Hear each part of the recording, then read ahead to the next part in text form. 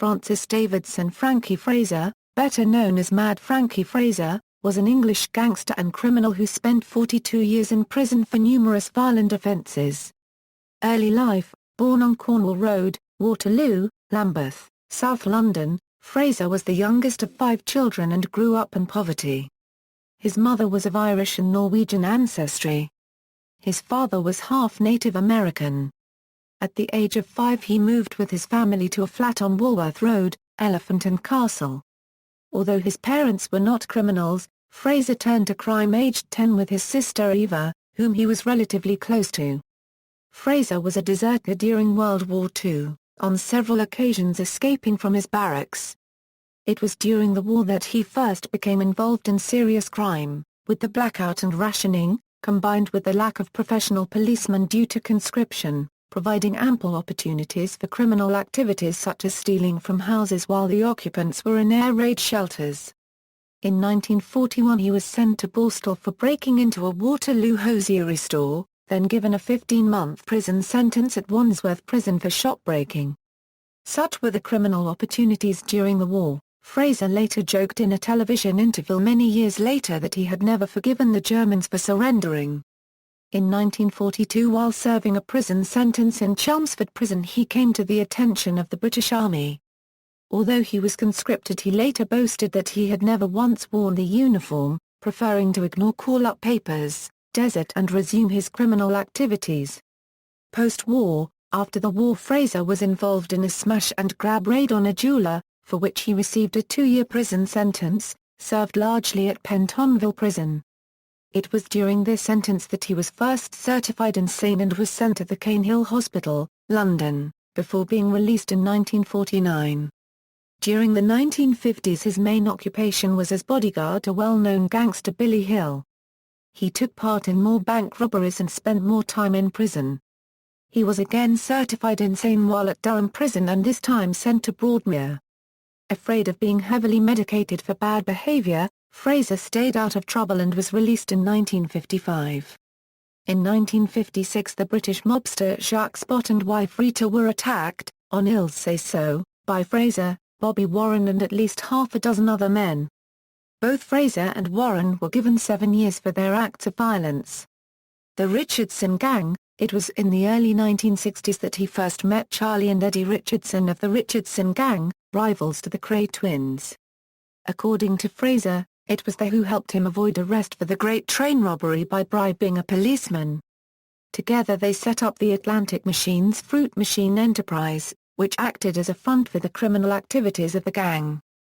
In 1966 Fraser was charged with the murder of Richard Hart, who was shot at Mr. Smith's club in Catford, while other members including Jimmy Moody were charged with affray.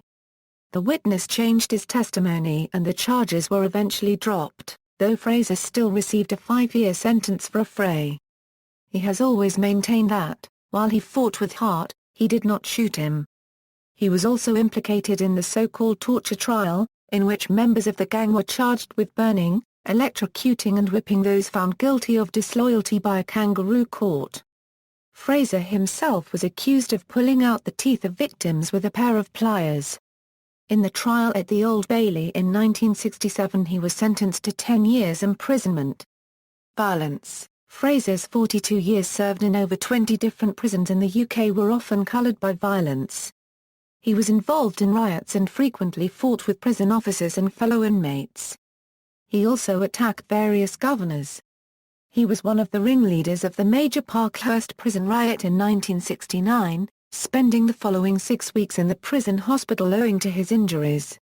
Involvement in such activities often led to his sentences being extended. Whilst in Strangeways, Manchester, in 1980 Fraser was excused boots as he claimed he had problems with his feet because another prisoner had dropped a bucket of boiling water on them after Fraser had hit him. He was allowed to wear slippers.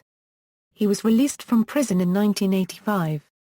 Later life: Fraser was a celebrity, appearing on television shows such as Operation Good Guys, Shooting Stars, and the satirical show Brass Eye, where he said Noel Edmonds should be shot for killing Clive Anderson, and writing an autobiography. In 1996 he played William Donaldson's guide to Marbella in the infamous BBC Radio 4 series A Retiring Fellow. In 1999 he appeared at the Jermyn Street Theatre in London in a one-man show, An Evening with Mad Frankie Fraser, which subsequently toured the UK.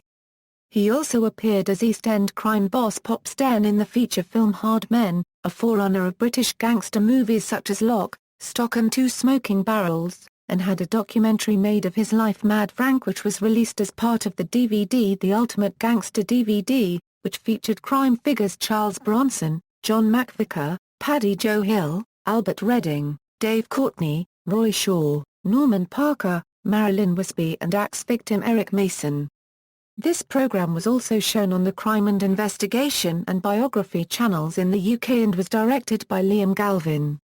London-based production company Classic Media Entertainment has secured the film rights to Mad Frankie's life. A feature film production is currently in development with Fraser's endorsement. Fraser gave gangland tours around London, where he highlighted infamous criminal locations such as the Blind Beggar Pub.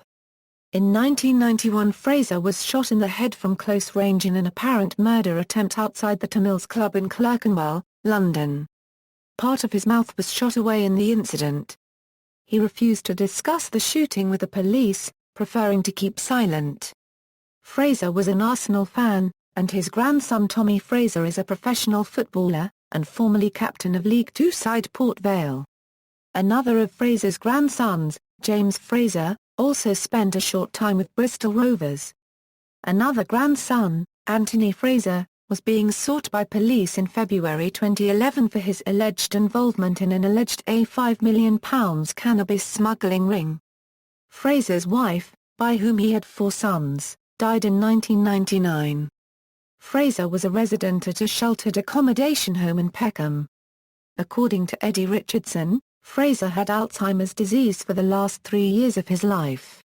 In June 2013 the 89-year-old Fraser was served with an anti-social behaviour order by police after a row with another resident. On November 21, 2014 he fell critically ill during leg surgery at King's College Hospital, Camberwell and was placed into an induced coma. On November 26, 2014 Fraser died after his family made the decision to turn off his life support machine. Books: Fraser, Frank and Morton, James. Mad Frank's Diary, a chronicle of the life of Britain's most notorious villain. Virgin Books.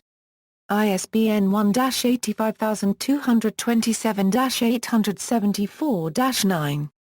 Fraser, Frank and Morton, James. Mad Frank, Memoirs of a Life of Crime. Time Warner Paperbacks. ISBN 0-7515-1137-4. See also, True Crime. References. External links, personal website with biography and details of gangland tours.